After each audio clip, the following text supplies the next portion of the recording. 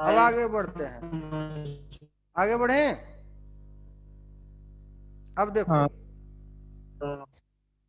तो तुम लोगों को पता है कुछ काम की बातों को समझना। Kinetic energy is equal to half M V square is equal to EV, where V is a cut off potential. क्यों लिख सकते हैं कि नहीं? बोल भाई, बोल भाई, कोई बोल ही नहीं रहा है यार। मैक्सिमम ना, T maximum. Kinetic energy is equal to half M V square is equal to EV, where V जो है मैं कट ऑफ पोटेंशियल है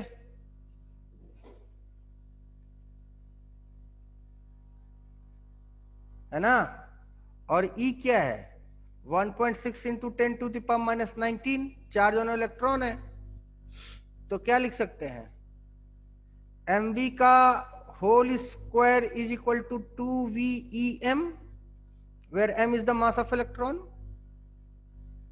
क्यों भाई?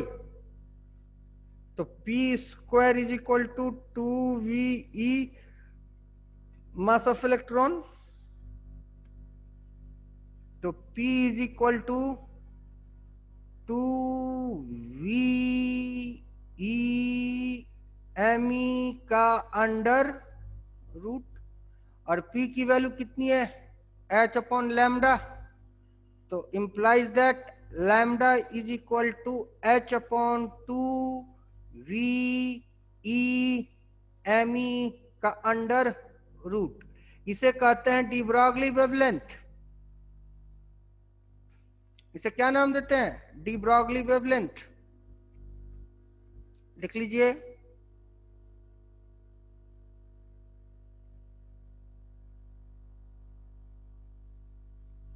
ठीक है, डी ब्रॉगली वेवलेंथ। अब ध्यान दिया जाए तो H कितना हुआ? 6.6 into 10⁻⁻34 upon under root 2 into mass of electron कितना होता रे? 31। उसके बाद 1.6 इंटू 10⁻⁻19, ये हो गया, ये हो गया, ये हो गया, ये हो गया, into cut off potential V। यहां तक बात समझ आई कि नहीं? तो तुम देख सकते हो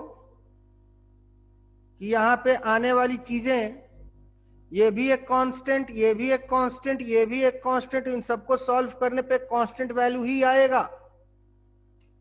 समझ में आ रही बात कि नहीं? तो इन सबको सॉल्व करने के बाद जो वैल्यू आती है 1.227 अपॉन रूट V नैनोमीटर। बात समझी? जहां V तुम्हारा कट ऑफ पोटेंशियल है। कर लो।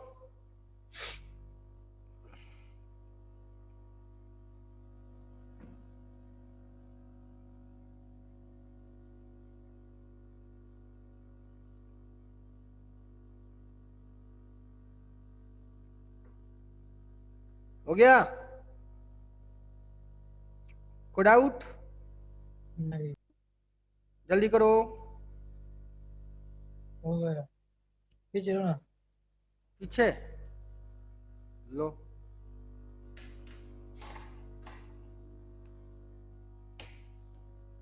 हो गया।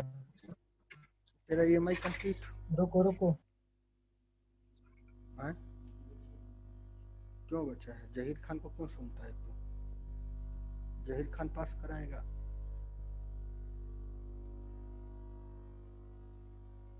हो गया। हो गया बेटा? चलो आगे बढ़ते हैं। अब लुइस विक्टर डी ब्रॉगली को द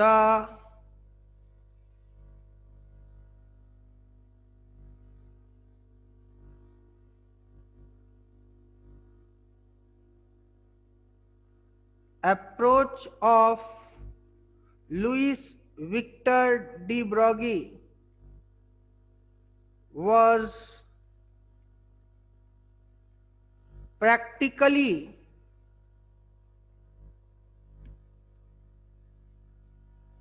shown by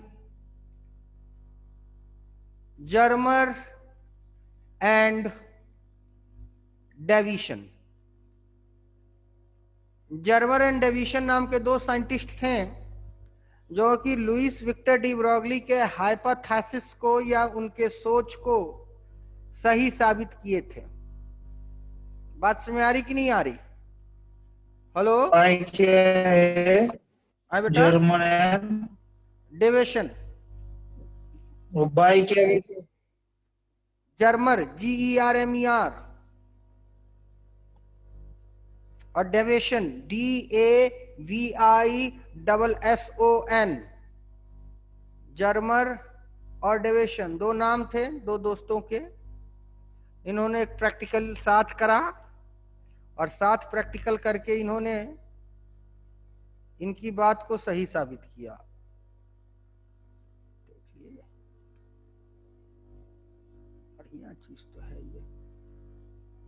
ठीक, अब इनका एक्सपेरिमेंटल सेटअप बनाते हैं। तो एक्सपेरिमेंटल सेटअप में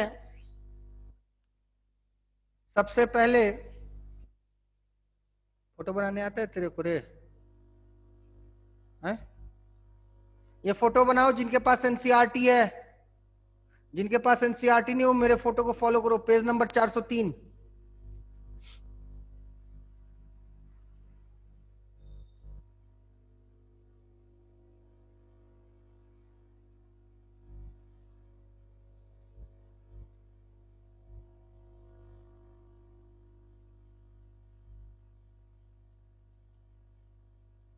तेरे पास एनसीईआरटी नहीं है? कोई बात नहीं।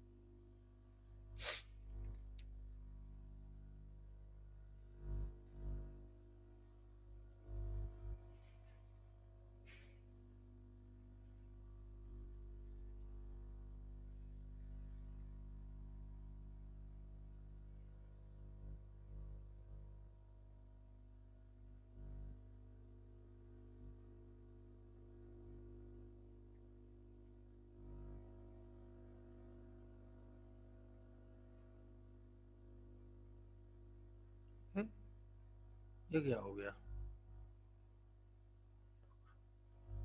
ये कहां से आ गया? ये किसने प्लॉट कर दिया? मत करो यार।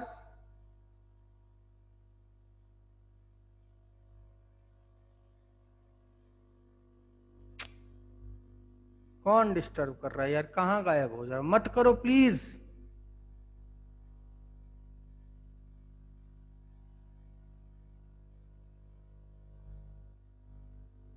ये गायब कहाँ हो जा रहा है बार बार साला?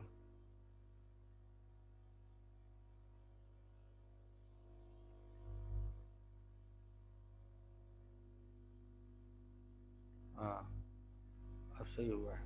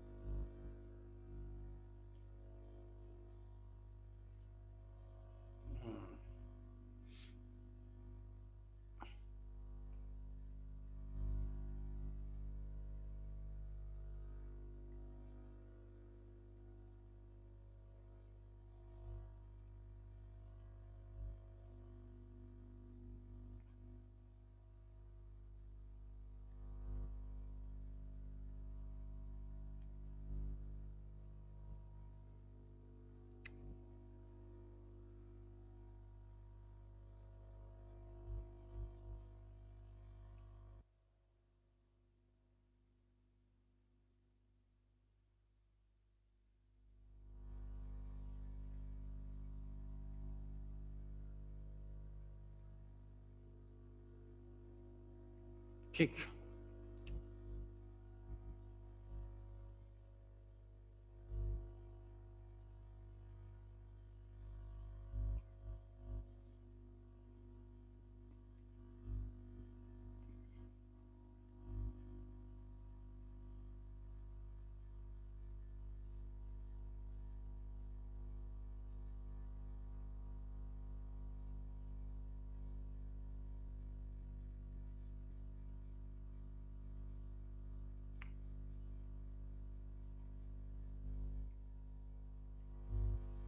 फिगर बना लो भाई।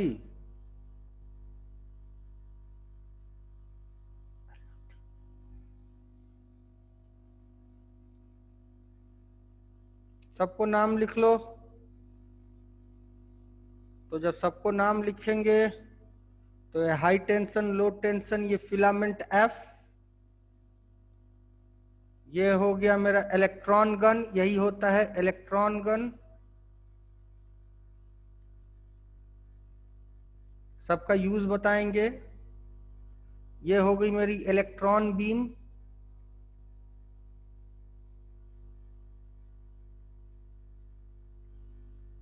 ठीक। ये निकल टारगेट है।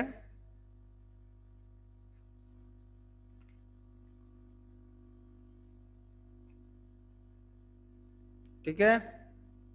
ये पूरा का पूरा वैक्यूम चैम्बर होगा। ये डिफ्रैक्टेड इलेक्ट्रॉन बीम।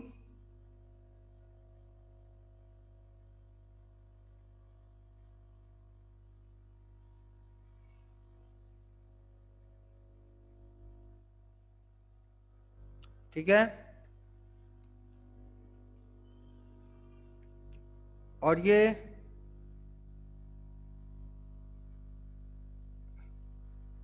गैल्वेनोमीटर या इलेक्ट्रॉन कलेक्टर दोनों एक ही हैं, कोई दिक्कत नहीं है, कुछ भी मान लो, कोई इशू नहीं है। ठीक है। अब सबको बता देते ये हाई टेंशन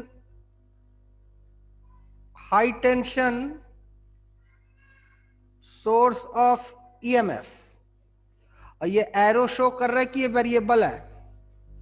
और ये लो टेंशन सोर्स ऑफ ईएमएफ ये है, यानी यहां की पोटेंशियल कम है, यहां की पोटेंशियल ज्यादा है ना? तो ये high tension source of EMF और लो टेंशन सोर्स ऑफ ईएमएफ में क्या फर्क है तुमको बताते हैं। जब इससे ध्यान से समझना, ये जो है इस फिलामेंट के ऊपर अ लेयर ऑफ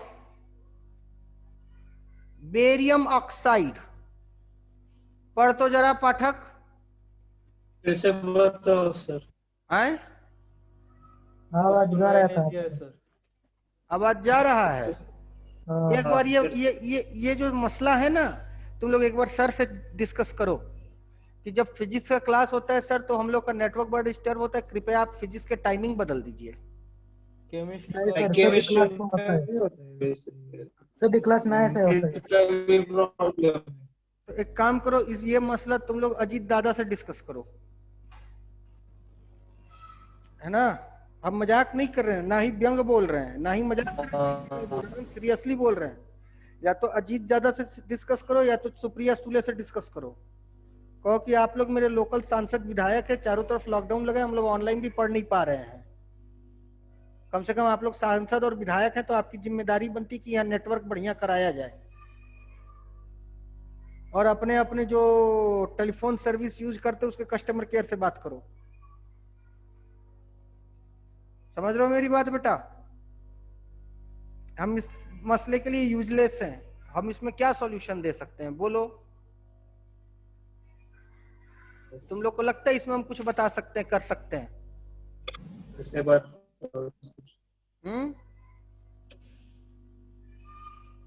फिर से बोल दे रहे हैं, बस इतना ही कर सकते। पंखा चला यार, गर्म हो रहा है। ध्यान से सुनो, जहां ना आए फिर से कहना सर, फिर से बोलो, आवाज कट गई, कोई इश्यू नहीं है, बार बार बोलो। देखो, ये high tension source of EMS है, ये लो टेंशन सोर्स ऑफ ईएमएस है। A layer of barium oxide is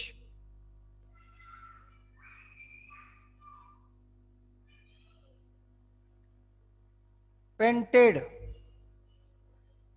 over filament, है ना। जरा पाठक पढ़ के देखो तो बेरियम ऑक्साइड ही लिखा हुआ है ना, या पढ़ो तो पैसेज।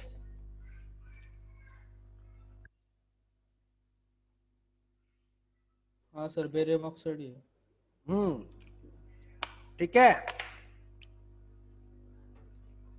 अच्छा, अब सबका बताते हैं तुम लोगों, ये भी तुम्हारा होमवर्क रहा, लिखोगे।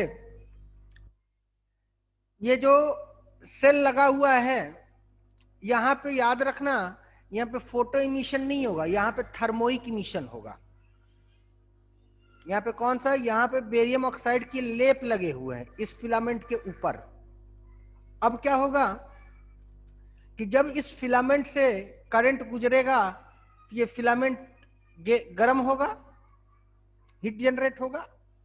तो जब ये फिलामेंट गर्म होगा तो इसके बेरियम ऑक्साइड के इलेक्ट्रॉन इससे बाहर निकलेंगे, क्योंकि इलेक्ट्रॉन को निकलने के लिए एनर्जी चाहिए। तो वो एनर्जी कौन प्रोवाइड कर रहा है भाई?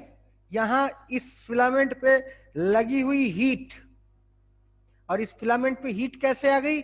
इस सेल के कारण। जब भी करंट किसी कंडक्टर से फ्लो करते तो वो कंडक्टर को गर्म करता है, तो ये गर्म होगा। ये गर्म होगा तो इससे बेरियम ऑक्साइड गर्म होगा, और बेरियम ऑक्साइड जब गर्म होगा तो उससे इलेक्ट्रॉन निकलेंगे। यहां तक बात समझ गई? अब इन निकले हुए इलेक्ट्रॉनों के पास किसी भी तरह की काइनेटिक एनर्जी नहीं होगी, याद रखना। इन निकले हुए इलेक्ट्रॉनों के पास किसी भी तरह की काइनेटिक एनर्जी नहीं होगी। तो इस निकले हुए इलेक्ट्रॉनों को काइनेटिक एनर्जी प्रोवाइड करेगा कौन? ये हाई टेंशन। ये हाई टेंशन का, ये देखो, ये जो पॉजिटिव एंड इधर लगा हुआ है, ये काफी तेजी से इस एजेक्टेड इलेक्ट्रॉन को काइनेटिक एनर्जी प्रोवाइड करेगा। तो इससे क्या होगा? ये काइनेटिक एनर्जी गेन करके electrostatic energy changes to kinetic energy, और ये काइनेटिक एनर्जी गेन करके बड़ी तेजी से इस निकल टारगेट की तरफ जाएगा। बस में ही अब ध्यान से समझा जाए तो यहां से जो इलेक्ट्रॉन्स निकलेंगे वो इलेक्ट्रॉन्स जो होंगे कुछ ऐसे होंगे, है ना। लेकिन हमको इलेक्ट्रॉन्स की एक पतली नैरो बीम लेनी है। बात समझ गई? इलेक्ट्रॉन्स की एक पतली नैरो बीम लेनी है। तो पतली नैरो बीम लेने के कारण इन इलेक्ट्रॉनों को एक कोलिमिनेटेड बीम बनाने के लिए एक पतले से ओपनिंग से गुजारा जाएगा, ताकि जो भी हमको बीम मिले काफी पतली मिले। अब वो जाके निकल टारगेट पे हिट करेगा। निकल टारगेट पे हिट करेगा तो वो कुछ एंगल से डिफ्रैक्ट करेगा। ठीक है, अब तुम कहोगे सर यहाँ आप डिफ्रैक्ट वर्ड क्यों यूज कर रहे हैं, इसको रिफ्लेक्ट कहना चाहिए, इसको डिफ्रैक्ट क्यों नहीं कहेंगे आप? ये भी एक्सप्लेन कर रहे हैं डिफ्रैक्ट और रिफ्लेक्ट में फर्क क्या है। तनी बाहर जाओ, है ना, और तनी कायदे से डांटो, है ना, मारना मत और गाली वाली मत देना, समझ आई बात? तो ये डिफ्रैक्टेड है क्यों, रिफ्लेक्टेड क्यों नहीं, वो भी बताते हैं। और ये हाई टेंशन जो हमारा ईएमएफ है, ये इसकी हम लोग पोटेंशियल बदल सकते हैं। ये एरो दिखाता है कि वी, आवाज गया सर। हेलो, आ रहा है। आ रहा है? ये एरो shows that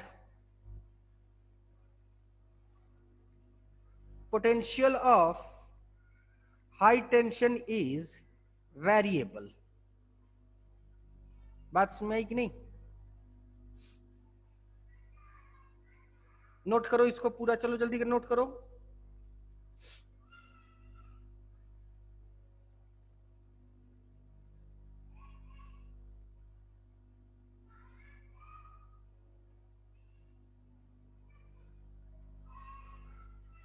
Okay.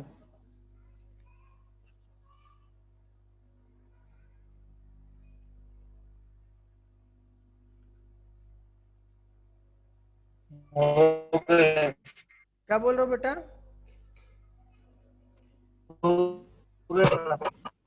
है हो गया, सब समझ में आ गया?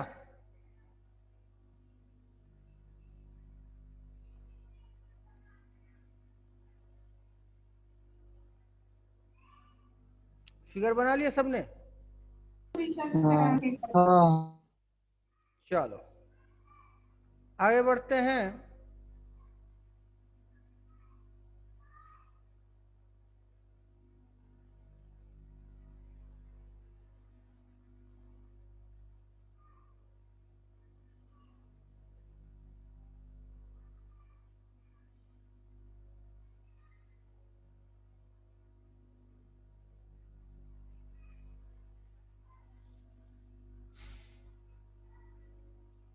अब देखो डिफ्रैक्शन और रिफ्लेक्शन में फर्क समझ लेते हैं।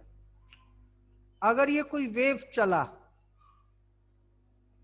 और ये वेव किसी ऑब्स्टिकल से टकराया, ठीक है, पहले तुमको डिफ्रैक्शन और रिफ्लेक्शन में फर्क बताते हैं।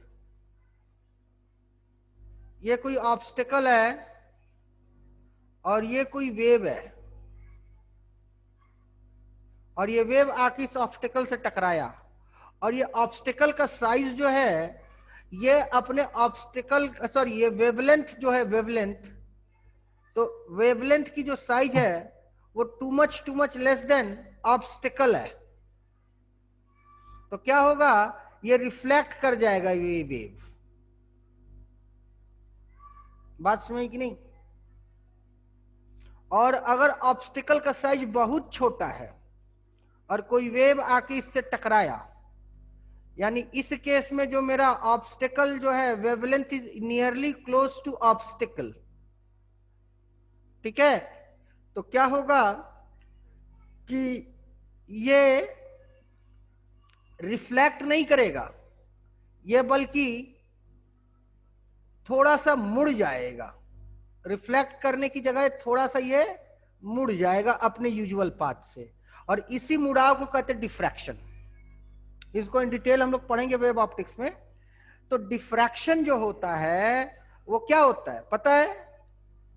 Diffraction is the bending of wave when it strikes from any obstacle which is comparable to the size of the wavelength of the wave. Write it. Diffraction के बारे में लिख लीजिए। और जब ऑब्स्टिकल बहुत बड़ा हो जाए तो डिफ्रैक्शन की जगह क्या होता है? रिफ्लेक्शन होता है। डिफ्रैक्शन का बताओ ना फिर से। लिखो, when a wave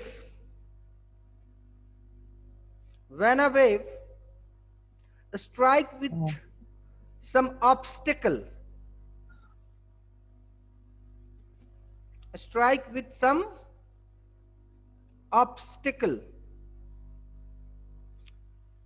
ठीक है, such हाँ। that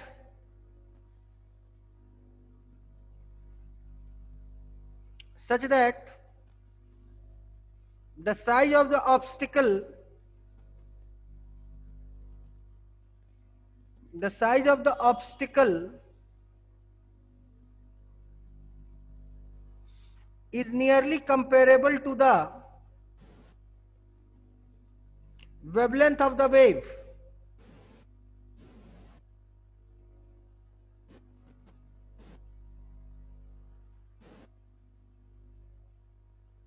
Then the wave get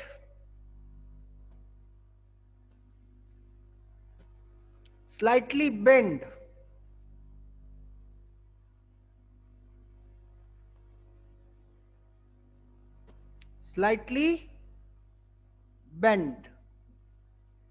and this phenomenon is known as diffraction. समझ में आई बात कि नहीं आई? आ गई। कोई डाउट? नहीं। अब डिफ्रैक्शन का फॉर्मूला होता है a sine theta is equal to lambda. इसको हम डिटेल्स पढ़ेंगे वेव ऑप्टिक्स में, लेकिन फिलहाल अभी हम रटा रहे हैं। डिफ्रैक्शन का फॉर्मूला क्या होता है? A sine theta is equal to lambda, जहां थीटा जो होता है ये होता है angular deviation due to diffraction, है ना। और ए क्या होता है? ए होता है साइज ऑफ ऑब्स्टिकल। बात समझ कि नहीं? Size of obstacle. यहां तो कोई डाउट?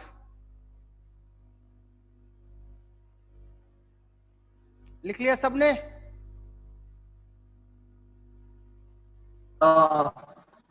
क्लियर है? This is the formula for this is the formula for diffraction. ठीक है, जहां पे ए क्या होता है? एंगुलर डेविएशन होता है ऑफ डिफ्रैक्शन थीटा, और ए क्या होता है? Size of the obstacle. थोड़ा पीछे आते हैं, तो यहां पे डिफ्रैक्शन हुआ। बात में कि नहीं? तो इन्होंने जब डिफ्रैक्शन पैटर्न को एनालाइज करा तो ध्यान से देखो, ये इन्होंने हाई, यहां पे हमारा एक्सेलरेटिंग पोटेंशियल कौन है? हाई टेंशन वी है, यही वी है। तो इससे इन्होंने इस इलेक्ट्रॉन को एक्सेलरेट करा, जो कि आके यहां टकराया। यहां टकराने के बाद ये निकल एटम है मेरा टारगेट। पूरा निकल बॉडी नहीं है, निकल एटम है। अगर बॉडी होगा तो रिफ्लेक्शन हो जाएगा। ये छोटा सा एक निकल का एटम है, जिस निकल के एटम से ये टकरा के डिफ्रैक्ट हुआ है। और इसका एंगल जो है तो नोटिस करा गया, हर एक एंगल पे इसका कितने डिग्री और कितने पोटेंशियल पे कितना एंगल आता है। समझ में आई बात? तो इनको नोटिस करा गया। तो पाया क्या गया कि आप लोग देखेंगे कि V is equal to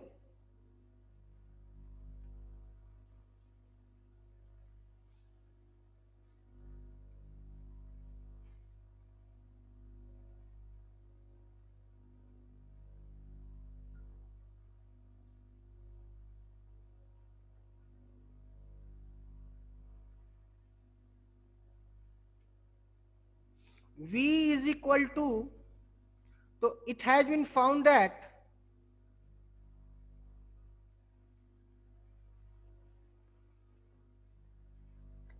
V is equal to 54 volt. V is equal to 54 volt पर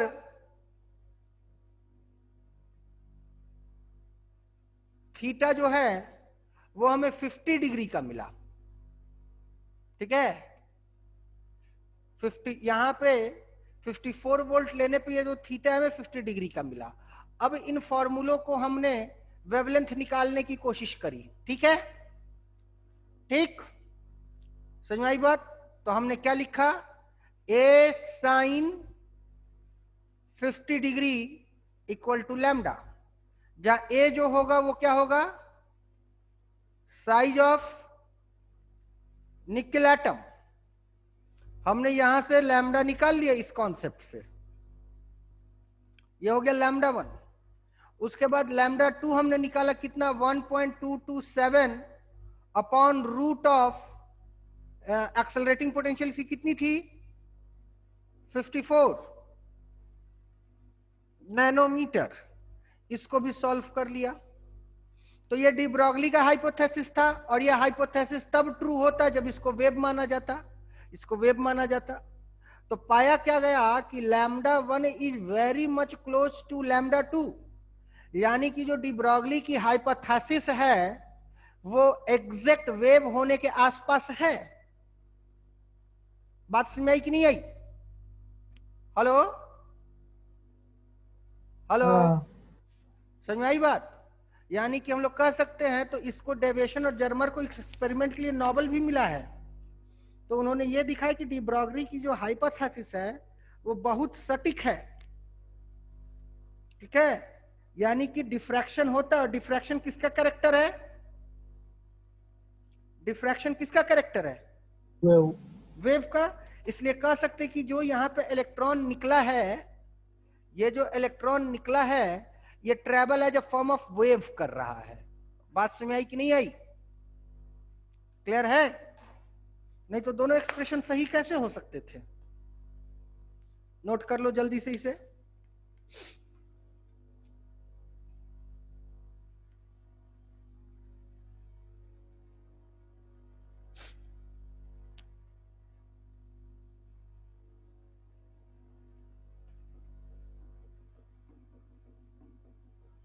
हो गया। हो गया। और इस तरह से ये चैप्टर भी खत्म होता है, ठीक है ना। अगला चैप्टर हम लोग कल शुरू करेंगे। तब तक से इसके सारे क्वेश्चन आंसर्स तुम लोग सॉल्व करो, जो ना आए वो हमसे डिस्कस करो, और कुछ पाठक अंकल का क्वेश्चन है वो भी डिस्कस कर लिया जाए।